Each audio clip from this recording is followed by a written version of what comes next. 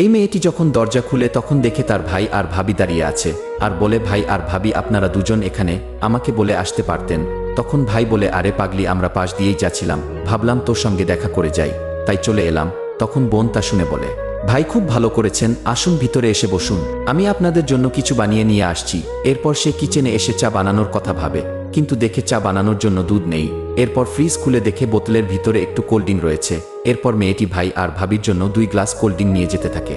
তখন দেখে ভাবির ভাইও গাড়ি পার্কিং করে কিছুক্ষণ পর আসে।